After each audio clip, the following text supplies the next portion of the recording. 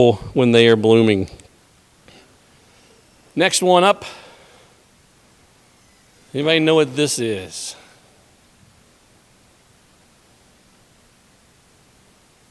I'll give you just a moment to answer that. This is one that's not quite as common. We have a fair amount of this at the refuge. I'm sure that's where this picture was taken. So it's a really pretty flower when it's in bloom, coming off of a vine, and it's called leather vasevine, or just vasevine. And I'm sure there's other names as well. So, all right, checking some of the answers coming in here. All right, we're going to keep moving. I don't want to run us too late with this. Anybody know what this is? In the early spring, you will see these in bloom in the forest here. It's kind of hard to see that picture a little bit just because it's blending in with the background so well. They will range from just a few inches off the ground to the one I took there is probably a good 5 inches up. And some bloom, some don't. I'm sure there's a reason for that some of you that are more scientific than me could tell. But they're beautiful when they bloom. And so anybody know what this is called? Trillium. And the reason you can tell it's trillium is it's going to have 3 leaves. Even if it doesn't bloom, you can spot that. So it's got the 3 leaves there. And when they grow in clusters, and you will see a lot of those together if they've been there for any length of time. So a beautiful plant. All right, a few more here. Anybody know what this is? This is another plant that I find hard to photograph. This was taken over at our Coke Ovens Park here in West Blocton a few years back.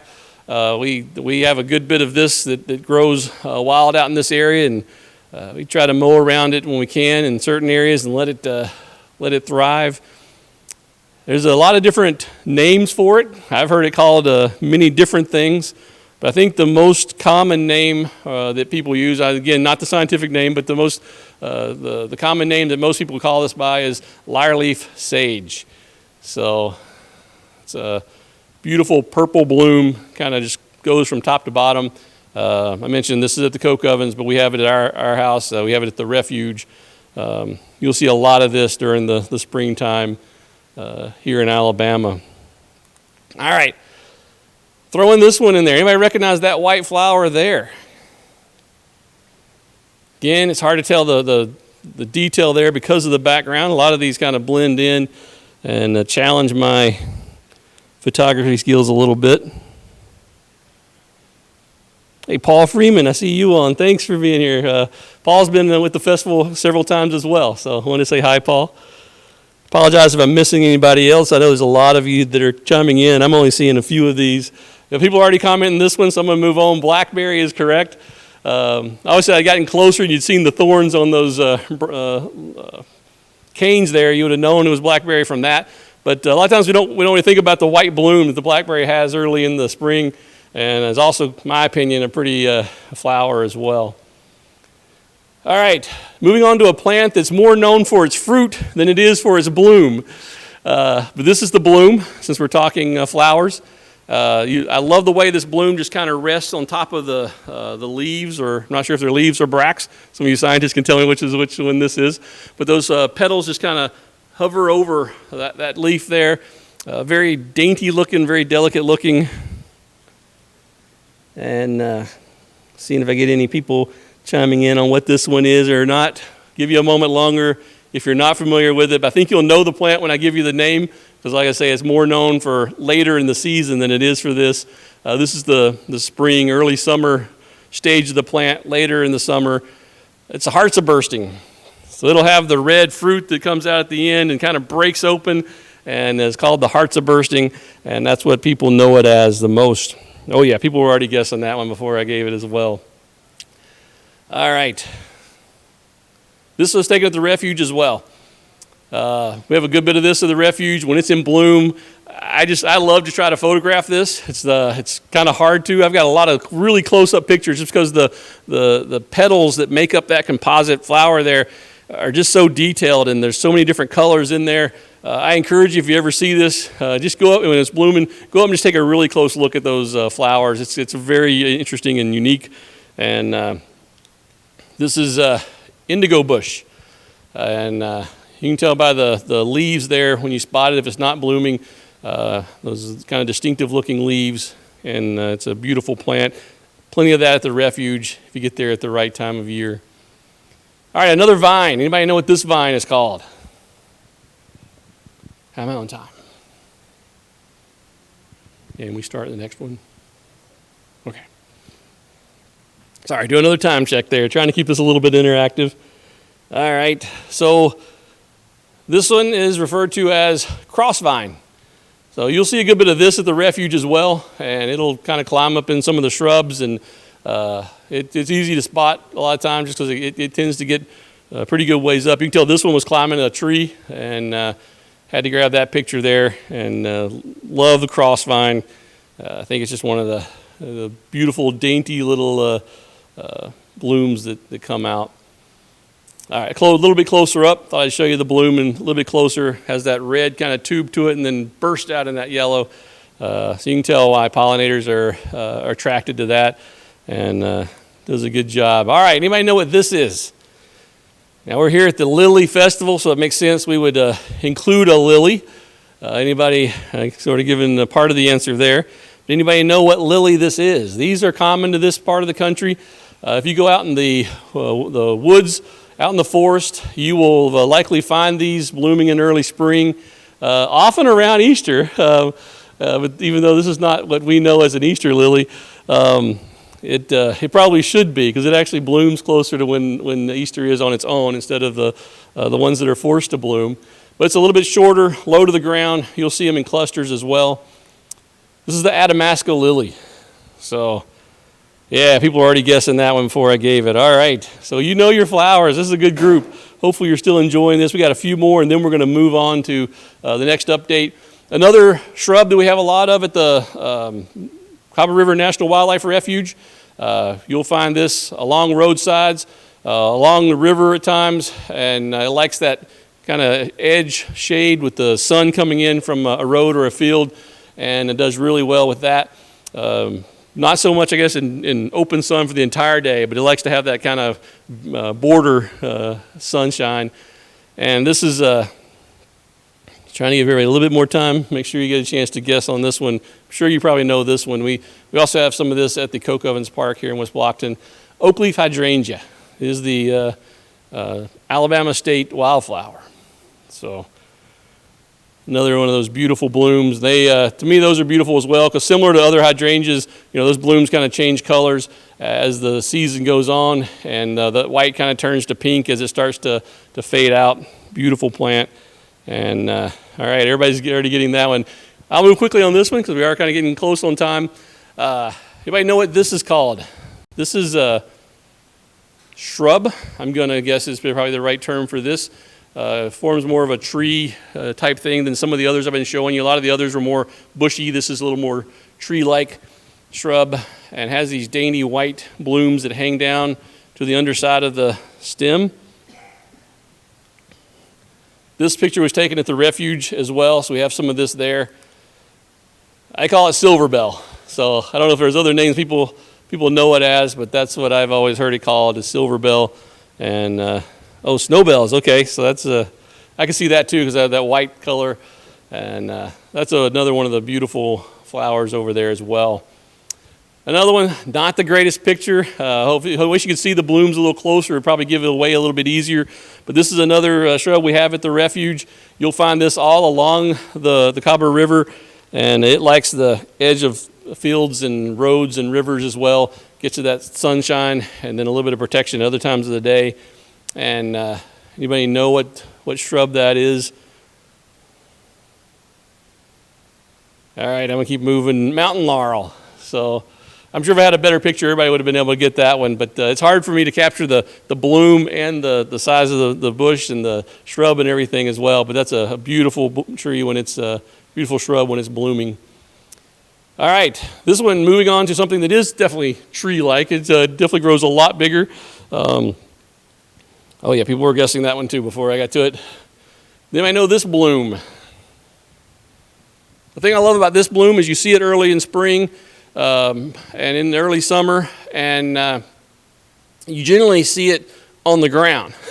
So this you know is blooming when you start to walk and you almost step on one of the blooms that has fallen off on the ground, and it forces you to kind of look up in the sky and look for the tree way up. This is the tulip poplar bloom. So yeah, so it's a poplar and a little tulip shaped bloom. Beautiful colors, beautiful to look at, and usually, like I say, usually find them when you're about to step on one. Oh yeah, everybody knew that one. All right. I'm going to end with, I think this might be the last one of these. Anybody know what this is?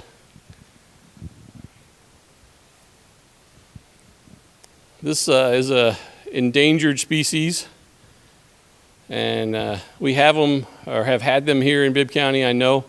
Had some alongside one of the roadsides that were photographed a few years back. Those are not there anymore from spraying, but we do have them in the area. You can also sometimes find these at the George Wood Chapter Alabama Wildflower Society plant sale as well.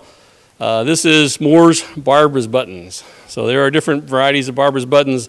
This Mohr's variety, oh yeah, MBB, is one of the special ones, and it grows in this area as well. Somebody that's owned may be able to tell us. I imagine you can probably find this over the Bibb Glades. I haven't gotten any pictures of those there yet, but I'm pretty sure they're probably in that area because I know they've grown in that general vicinity. So, and of course, I won't even have you guess this. We are here at the Cahaba Lily Festival, and so I had to include a picture of the Cahaba Lily itself, and in full bloom, and the center of attention for the day. Well, I mentioned Bibb County Citizens for Wildflowers. Hope you enjoyed this little game of guess the plant. And at this point, we're going to move to the next segment. This will take me just a moment to get it turned on because I messed up with the sound a while ago, so I got to switch some things back, and we'll be right back with our next speaker.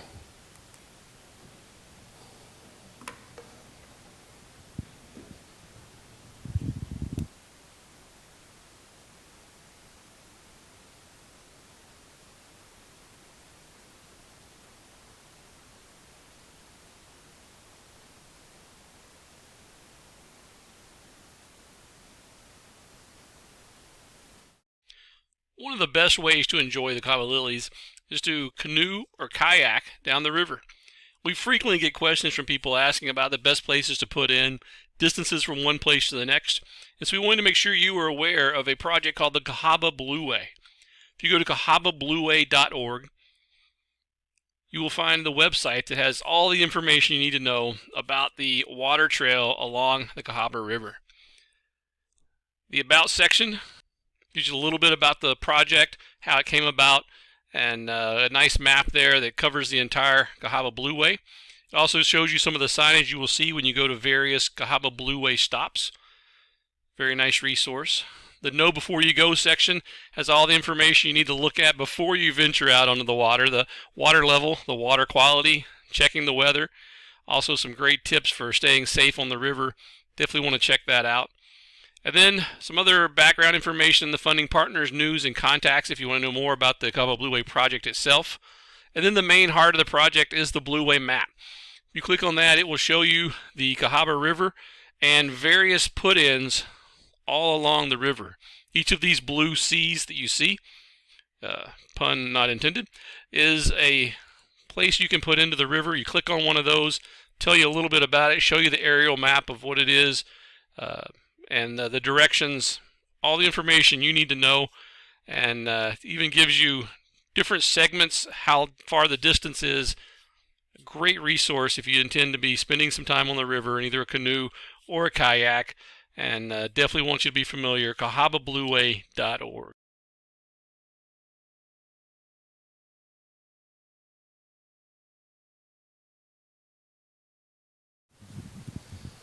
Are you enjoying the update so far? Our next speaker is Mr. Steve Northcutt with the Nature Conservancy. Hopefully you're familiar with the work that the Nature Conservancy is doing both worldwide and right here close to home. Steve is going to share some of the things happening right here around the refuge.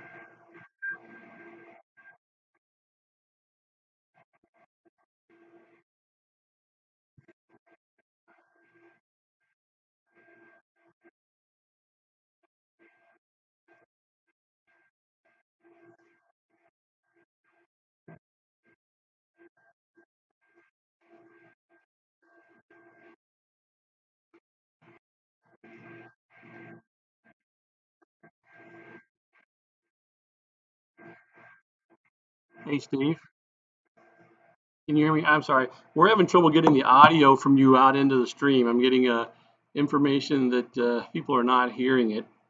Um,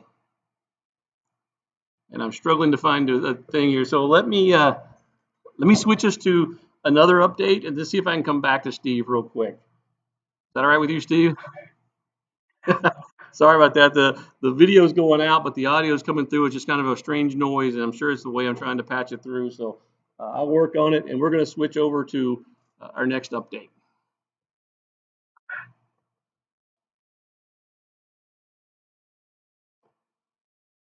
Did you hear him?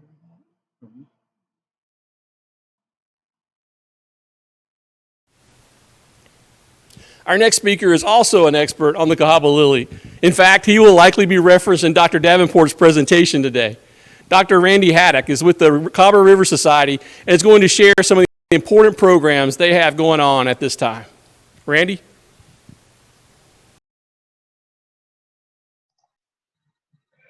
Good morning, Cahaba Lily fans. This is Randy Haddock with the Cahaba River Society. We want to thank the West Blocton Improvement Association for giving us this opportunity to be with you. I wish we could be with you. I wish I could hear Larry's talk. I guess we'll be hearing it remotely here in a little bit. Look forward to that. What I also miss is that I won't get to have the lunch that the West Blocton folks put together. I tell you what, you folks know how to put the feast in the festival. So that's a lot of fun, and we really enjoy that too. So I wanted to introduce our staff. This is the staff of the Cahaba River Society. And here we have the folks that serve on our board of directors, which help guide us and keep us going. The mission of the Cahaba River Society is to restore and protect the Cahaba River watershed and the rich diversity of life that relies on it. And by rich diversity of life, we include the approximately 600,000 people that live in the Birmingham Waterworks Board service area. They get most of the water, drinking water for those folks, from the Cahaba River. So the health of the river there is very important to the health of our citizens here in Birmingham. And of course, that rich diversity of life also includes the diversity of plants and aquatic wildlife that live in the river, including our beloved Cahaba lilies. So early in our 31-year history, the Cahaba River Society focused on halting the massive raw sewer overflows that were at that time standard operating procedure for Jefferson County. We're still working with Jefferson County to minimize those collection system overflows, and I'm pleased to say that they're becoming increasingly sophisticated in finding, reporting, and preventing those raw sewer overflows into the Cahaba and throughout the county, really. Another issue related to wastewater treatment plants where we're seeing significant progress is the reduction of phosphorus discharges. Wastewater treatment plants have been identified as clearly the largest source of phosphorus loading into the Cahaba, especially during critical low flow times. Now, phosphorus is an essential element for life in the river, but this is sort of a situation where it behaves like fertilizer in the river, just as it behaves as fertilizer on your yard. But this is an example of a little too much of a good thing being a very bad thing. The result of that phosphorus enrichment are these algae blooms, which just smother the river bottom, removing habitat and also causing severe oxygen depletion for many, many miles of the river. Here we got a map of the green spots. Here are the locations of wastewater treatment plants in the Cahaba. And you see there are about 25 of those total, and they're concentrated in the upper part of the watershed in the urbanized Birmingham area. And we do see these algae bloom problems all through this area, but they're actually worse when you get a little further downstream and the river opens up and a lot of sunlight causes algae growth. So down here where the Cahaba River National Wildlife Refuge is located is where we have the most severe problems. These wastewater treatment plants are permitted to discharge about 54 million gallons per day of treated wastewater. And we've been working with ADEM and Region 4 EPA to try to better regulate those nutrients in the Cahaba. And over the past few years, ADEM has started requiring tighter limits on phosphorus, and we see a comparison of about the amounts of phosphorus in pounds per day from about 20 years ago compared to more recently, that about a tenth of the loading that used to occur is occurring now. And in fact, for the largest plant, the Cahaba wastewater treatment plant, the discharge is about a 50th of what it used to be. So that's a significant improvement. It should be helping. For the past 10 years, we've focused on minimizing what we see is now the most serious problem that the Cahaba faces, and that's impacts from post-construction stormwater runoff. It's been slow, but we're seeing municipalities ramp up their stormwater management programs. As a watershed urbanizes, you can imagine that the rate and the volume of runoff increases, and this causes increasingly flashy flows. Here's an example of a tributary that's located right downstream of a large commercial development. This is what the tributary looked like before that development was built, and within 3 years, the stream bed was eroded out. About 2.5, 3 feet of the stream bed was removed and flushed on downstream and out into the Cahaba River, where all that mud and dirt was just sort of disgorged into the main stem of the river. This is happening in innumerable tributaries along the Cahaba and, of course, in the Cahaba River main stem itself. So that's a tremendous source of sediment that's causing habitat problems for the creatures that live in the river.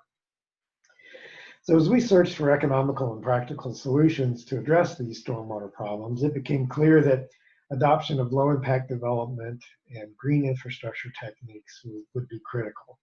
So along with better permits, better standards, better ordinances, we need to work with engineering talent to design and oversee installation of these low-impact development and green infrastructure practices. So we've been working directly with developers and builders and municipal decision makers and the state and federal regulatory staff to encourage adoption of these low impact development and green infrastructure techniques.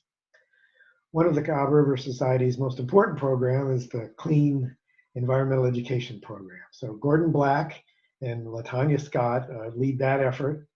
And that's been going on for about 25 years. And over that time, we've taken over 38,000 kids on educational outings into the river. Most of these have been hands-on in-river experiences that where the kids catch the fish and find the bugs and do the water quality testing themselves. And it's a great hands-on experience. During these very challenging COVID-19 months, we've developed and collected a variety of online resources into a resource library. So if you'll go to CahabaRiverSociety.org and look for that online resource button, you'll find a lot of videos and other information that I hope you'll enjoy looking through. And if you want, you can check on the little get involved button there too and join us as a member. We'd really appreciate that. Well, of course, the very best way to experience the Cahaba lilies is to visit them in the river, to walk amongst them. And unfortunately, this year we won't be able to offer our help in providing that experience, but we hope that in future years we will be able to do that and get you out in there. You can see that when the conditions are right, you can kind of park your boat and wade around and get a first-hand experience with the lilies, maybe even taste the nectar and enjoy the lilies in that way. Well, thank you for your time and attention. I appreciate that, and we'll turn it back to Mr. Allen, and see you soon, I hope. Bye-bye.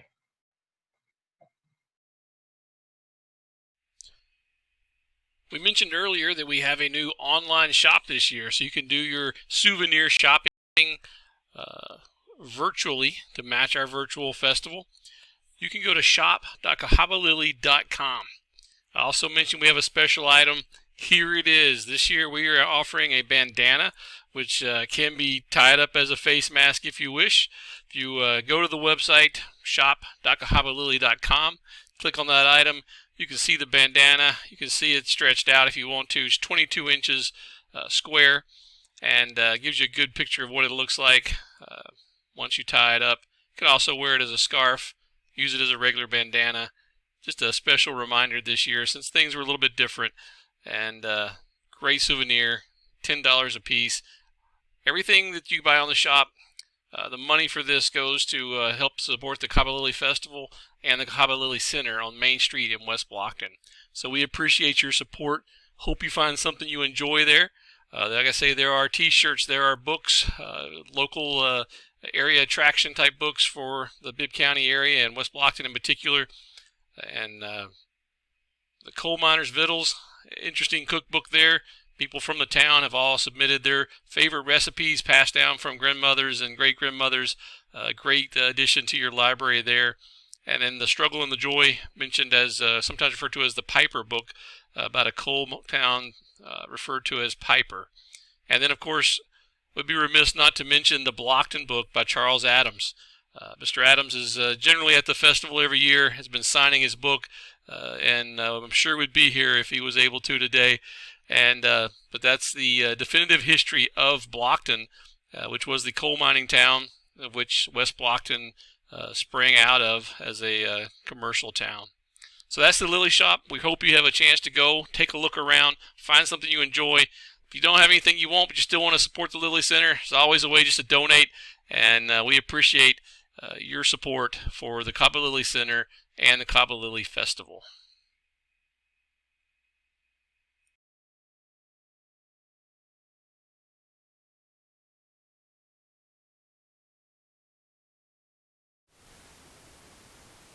All right. Can everyone hear me? Can you check my volume? Am I good? Okay, a little bit of lag. Welcome to the virtual Cahaba Lily Festival, and everybody out there in cyberspace, we cannot tell you how excited we are that we did not have to cancel this year, but instead of widen our audience, and so hopefully we've got folks from all over the place watching us. We have come to an exciting part of our program, which there again, we're keeping live and as normal in Miss Cahaba Lily. And Miss Cahaba Lily is always chosen from a student, a rising senior from West Blocton High School. They submit forms, essays, and faculty read and review and choose the winner. And this year's winner is Ms. Megan McCoy. Megan? And this is Dr. Davenport's favorite part. And we're able to do this safely. We washed our hands. And let me see, here's her sash. You want to do the sash? It's got a pin. No, those are dangerous. Okay, we're going to, okay. You won't have to help me with your sash. We got a pin. Okay. How's it go? And it just pins on the side there. You may have to help us with this, Megan. Don't stick yourself. You got it? Don't stick her either. Well, yeah, I did. That would be good. Yeah, okay. All right. There we go. Well. Oh, there we go. Okay, and the crown. There we go. All right. Let me do this right. Okay. How about that? That look good? Close enough? And this comes with a $100 honorarium, which always makes our young ladies happy. And I want to give a shout out to Paul Province and Boozer Downs, who always sponsor Miss Cahaba Lily. So Paul and Boozer, thank you so much. And we're going to hear a few words from Miss Cahaba Lily. Good morning. I'm so glad you are joining us online for the 31st Annual Cahaba Lily Festival. It is an honor to be this year's Miss Cahaba Lily.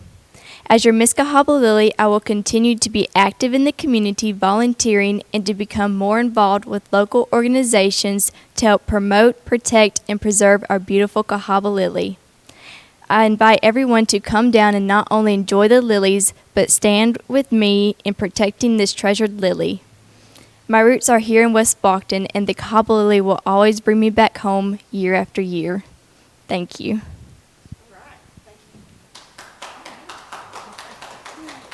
Okay, you want to do a quick commercial? Nope, you go right into you need to set that up. No, I've got it. Okay. All right. We are fortunate to have a local farmers market with locally sourced goods. And Evan, if you'll come up and help us with this. Today we are sampling peanut butter. And we have Miss Cahaba Lily's personal chauffeur and bodyguard, Evan. And the first one we're going to sample is, and this is from Meadows Farm, and this is a peanut butter chocolate peanut butter, and it's that one. So if you'll just take a bite and tell us.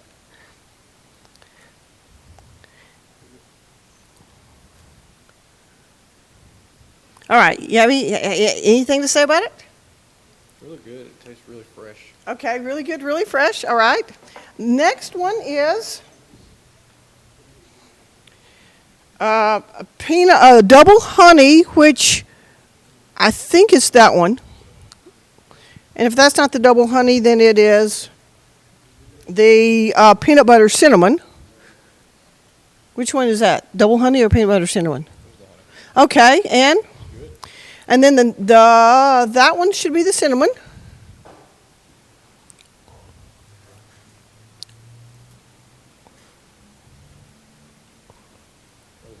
All right, so we've got 3 thumbs up, and then the last one is just a natural peanut butter.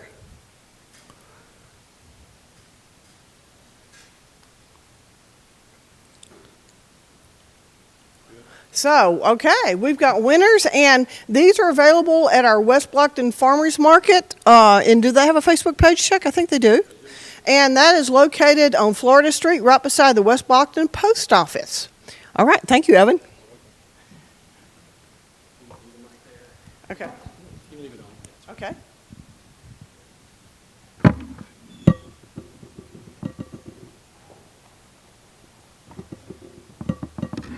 All right. I do want to apologize for the technical challenges we had with the Nature Conservancy. We will get that presentation for you and get it posted so you don't have to miss out on that. And so I did want to apologize for the sound there at the moment, and we will get that working for you here in a bit. But we've come to the moment we all are waiting for, the keynote presentation. And if you've ever been to the Cahaba Lily Festival before, then you know you're in for a treat. And if you've never been to the Cahaba Lily Festival before, well, you're in for a treat. Dr. Larry J. Davenport, professor of biology at Stanford University, is the foremost authority on the Cahaba Lily. And he has presented at every single Cahaba Lily Festival to this point, and is about to present here at the 31st Annual Cahaba Lily Festival. So without any further ado, Mr. Dr. Larry Davenport.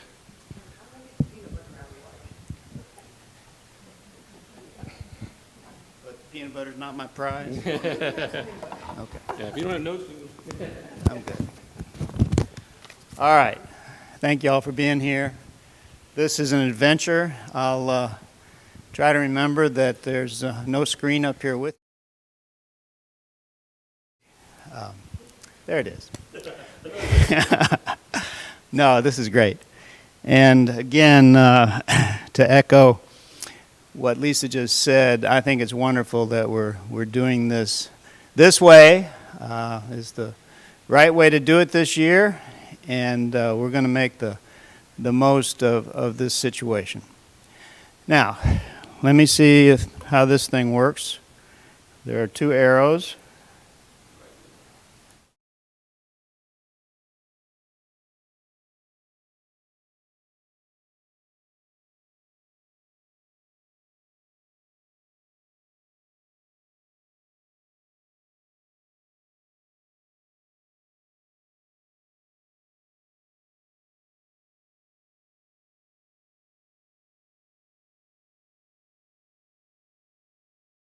The basic biology and distribution of this plant. And what Fish and Wildlife wanted from me at that time was to gather together all the information possible about this plant, because at the time it was considered to be a candidate species. And the way the Endangered Species Act works, something is first a candidate, and then Fish and Wildlife puts the information together and decides whether to list it as an endangered or threatened species. So I did that in 1990. I did it again in 1996. And I want to give an update today about the lily and its situation. And those of you who have been loyal customers of this festival for the past 31 years, this is not the same speech. It's just kind of an abbreviated version. All right, what Fish and Wildlife was interested in was, first of all, the distribution of this plant. Second of all, where it lives, why it lives there, its basic natural history, when it flowers, when it's pollinated, how it reproduces. Something about its genetics and how it differs from other similar species.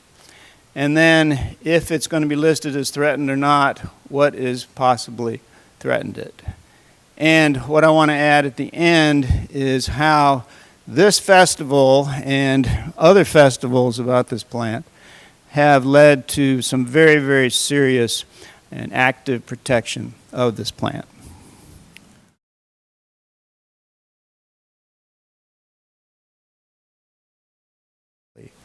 And the way that spider lilies are built is you have 6 leg-like petals coming out the back. I know if it were a spider it should have 8, but it's a lily, so it's restricted to 6.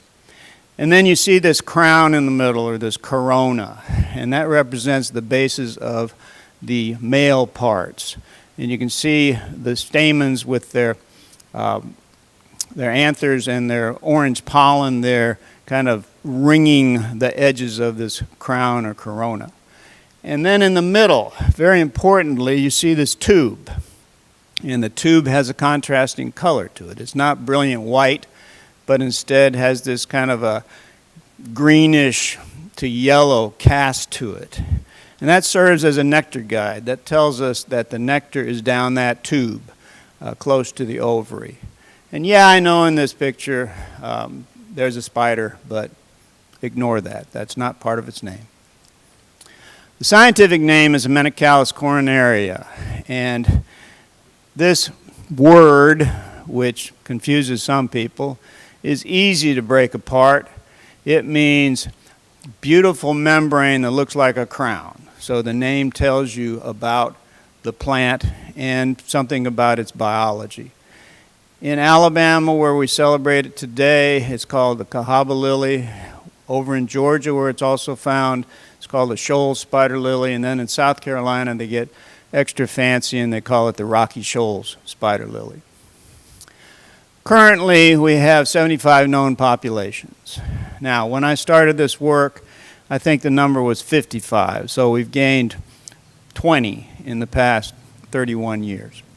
51 of these, you can see, the majority are in Alabama, some in Georgia, some in South Carolina. Now, I think this is kind of an artifact in that the way that science works is science is done where scientists are found. And so if I'm the expert on this plant and I live in central Alabama, I'm going to have the best contacts within Alabama, and we're going to discover the most number of populations here.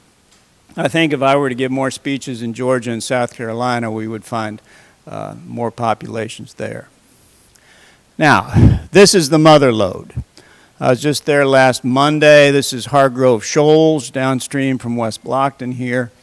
And from this aerial shot, you can see the massive nature of this population. It's probably quarter mile long, quarter mile across, maybe more than that. And most interestingly, and something you only see from the air, is you see these bands of rocks. And so you find the plants in these bands. They are pushed by the current into the cracks and the crevices, and that's where they live. And then you can see some deeper pool areas where you don't find those particular critters. All right, this is a more typical situation. I want to update you on some new populations that have been found in the past few years. This is the furthest upstream that we've ever found them in the Cahaba. So Hargrove is the lowest. This is the highest, the furthest upstream. Now, this is a very typical situation in the upper Cahaba. You see just a couple of clumps of plants, and you can see behind it the rocky shoals. And again, what happens here is the current pushes the bulbs and the seeds deep into the cracks and crevices on these shoaly areas. This plant is very much a rocky shoal endemic, meaning it's only found in rocky shoal situations. It's totally dependent on those situations. Those situations are rare. That's what makes the plant very rare.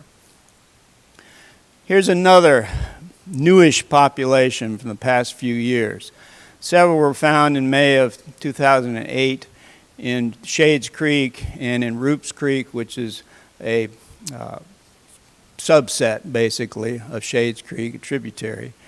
And in this particular photograph, we've got the landowner on the right and then my evil twin, Dr. Randy Haddock, on the left. And we'll say more about Randy coming up. All right, and then this one. This is the most recent one that I've documented. As you can see, this is up in the Black Warrior system. There are several smallish populations up there. This was brought to my attention by a friend of mine who lives in that area, and I'm very dependent on canoeists and friends of friends of friends to tell me where new populations might be found. And I'm always happy to check them out and document them. All right, when I first put all this information together for Fish and Wildlife, I was very proud of this map. What botanists do is they take these blank maps of, say, the southeastern United States with a set of magic dots, and we put the magic dots in counties where a particular plant might be found. So this is the county dot map distribution for the Cahaba lily. And when you look at its distribution, you see that we've got a number of counties in central Alabama where it's been documented. We get over into western Georgia, and there are plenty of populations there, especially in the Flint system. Then there's this big gap. And my original idea was that the plant was once there, but had been extirpated, had been wiped out. Then you get over into eastern Georgia, where it picks up again, and then it's found all the way across South Carolina, the northern half of South Carolina. It gets agonizingly close to North Carolina, and I'm convinced that at some point somebody will tell me about a population there just across the border in North Carolina. That would be a major find. All right, I was proud of this map, and I showed it around the department there at Sanford, and one of my fish biology friends, I don't know what the nice word is, he scoffed at me. He said, "Davenport, this tells you nothing. These are just political boundaries. This is what you need to do." And he handed me a map that fish biologists use. There are no county designations. There are just the rivers and streams. And so he said, "Put your magic dots on this map." So I did. So this is the way that a fish biologist might do things. The big blue dots represent several populations, and sadly, the big green dots represent populations that we know have been extirpated or wiped out. If you start over on the left, you got the Black Warrior system, and we really need to add a few more, like the Blackburn Fork here. And then you get to the Cahaba. If you follow to the right, you've got the Coosa and the Tallapoosa, and then on the border of Alabama and Georgia, you got the Chattahoochee, and then the Flint. And there are some major populations in the Flint, some beautiful populations, and I recommend you check them out. And then you get into two river systems of central Georgia where it's not found. And I think I have these in the right order, Okmulgee and Oconee. And then you get over into the Savannah system and the Broad River above that. Then you get to South Carolina and the Congaree, and finally to the Catawba River, and there's some major populations in the Catawba. I like to say that the plant is found from the Cahaba to the Catawba. It's kind of a cutesy way to remember it. Now, the most important thing, though, about this map is that wavy red line. And what that wavy red line represents is the fall line. And the fall line marks the junction between the tough interior rocks and the soft coastal plain rocks. And what happens at the fall line is you get shoals. So above the fall line, you have enough rocky shoals to support these things. At the fall line, you have those rocky shoals. There are no such shoals below. And so this plant, again, is very much a rocky shoal dependent creature. It's a fall line endemic. It has to be found at or above the fall line. Now, what about why it lives there? I have modified this over the years. And as I extended my studies into Georgia and South Carolina, I found some new situations. So I've expanded this a bit, but its preferred habitat, its best habitat is going to be folded rocks or foliated rocks that are tilted upstream. And this creates the rocky shoal situations where the bulbs and the seeds can be pushed into the cracks and crevices, and that's where they grow, that's where they stay. This plant is very much an open canopy species. And this is different from other species of Hymenicalis. This one only grows out in full sunlight in the middle of a river. And then, if it can get clear, swift-flowing water, it prefers that. I've seen it, though, in some situations where the water has not been all that clean and not all that swift. But these are the preferred places for this plant to be found. All right, Fish and Wildlife wanted to know about the life history of this thing. And to be honest, I wasn't sure what to do at this point.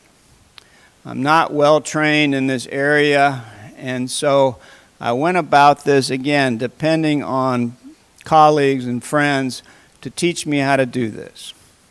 But some of the things that Fish and Wildlife were interested in is, when do these plants appear? Second of all, how long does one flower remain open? There was a lot of conjecture about that, but nobody knew. And then thirdly, what pollinates it? And finally, when do the seeds develop? And do they have to overwinter? Do they have to have some kind of a wintering condition to cool them, to chill them before they germinate and grow? So those are the kinds of things that I had to pull together. Now, I've made some good friends along the way. And this is a graphic artist's version of the natural history of the Cahaba Lily. And it's the same thing on the back of my shirt, as you can see. And if you look at this carefully, you have all the aspects of the life history of this plant all in one page or shirt. Look over on the right, and you see the kind of situation that you do in the Upper Cahaba, where you just have a few individuals, clumps, tucked into those cracks and crevices. Look now over to the left, top, and you see the flowering sequence. One of the first things I discovered about this plant is you'll have a stem coming up from the bulbs in the springtime. And it'll appear along with the leaves maybe the end of April. And then at the top of that stem, you'll find several buds, maybe 6 to 8 buds. And the buds will open in sequence so that every evening there is a fresh flower. And they're very fragrant at that time. They're full of nectar. I've taken measurements of the nectar. They're full of nectar then. And then the next night, there'll be another one and another one and another one. So if you go out to the lily shoals today, you're looking at last night's flowers and the previous ones and the previous ones to that. So again, you have this sequential kind of flowering, which is not unique to Cahaba lilies, but it is different from a lot of other similar species. Now, look over toward the middle right, and you see some seeds that are developing. And the seeds will start to appear within a week or two after pollination takes place. And the seeds get to be so heavy on that stalk that they'll actually weigh the stalk down into the water, and they'll hang there in the water column for a couple of days, and then one by one they'll fall off the plant. Remember, each one of these seeds is going to be a day older than the one before. And so over a series of days you get the release of these seeds into the water. And then look below that, and you see the seeds germinating. They don't need to overwinter. They will germinate soon after they are shed from the stalk. They get pushed into cracks and crevices, and off they go. All right, what about its pollination? Now, again, I was a rookie at these studies. I consulted various manuals, etc., and I realized that a flower is in many ways telling you what pollinates it. The characteristics of that flower tell you what the potential pollinators might be. And so in this diagram you have across the top on the left a number of possible pollinators for the Cahaba lily. Some people swore that bats were involved. I didn't want to deal with bats myself, and I was hoping that that wasn't true. Some people swore that it was bumblebees during the daytime. Other people said, no, it's hummingbirds. And so it became my task to try to sleuth this out. And my hypothesis, my working hypothesis, is shown basically on the right-hand side of the screen there. My hypothesis became it is an evening flying moth. It is a moth that comes out about dusk when the flowers are open and fragrant and full of nectar. Moths are fully capable of hovering outside of a flower, sticking their tongue down inside that flower to get the nectar.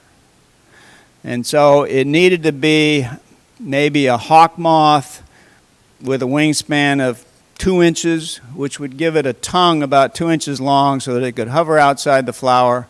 Remember that big disc in the middle? And then stick its tongue down inside to get the nectar. That was my hypothesis. All right, how do I prove this? Well, again, I depended on some friends and colleagues at Sanford, and one of them set me up with an insect net and a killing jar and said, go and catch them. So I did. Well, I tried. And what I did was I had access to a place on the Cahaba near Birmingham, and the people were nice enough to give me, 24/7 access. And I took my net and my killing jar and my handy dandy lawn chair and stuck the lawn chair there at the shoals and sat and waited. And I'd go out there at dusk and I'd wait until maybe 11 o'clock at night. I'm sorry, but nothing happened. I did this 5 evenings in a row, and you run out of things to think about when you're sitting out there in the dark by yourself. And so I was frustrated. And on the 6th night, I had a date to speak to a local Sierra club. And I told them about my hypothesis, and I told them about my frustration, and sure enough, somebody came up from the back of the room and assured me that he would find the pollinator. And this is where Dr. Randy Haddock steps into the picture one more time. Now, the way that one of my students portrayed this in an article for Cricket magazine is just so perfect. She became fascinated by this scenario, and so she wrote it up for this children's magazine, basically, children's natural history magazine. And so in this photograph, you have the Randy Haddock story. And so you got lilies in the front, you got the heroic Randy Haddock there in the back next to his canoe. And this is my favorite part. Look at that. He is catching a giant moth with a giant flower.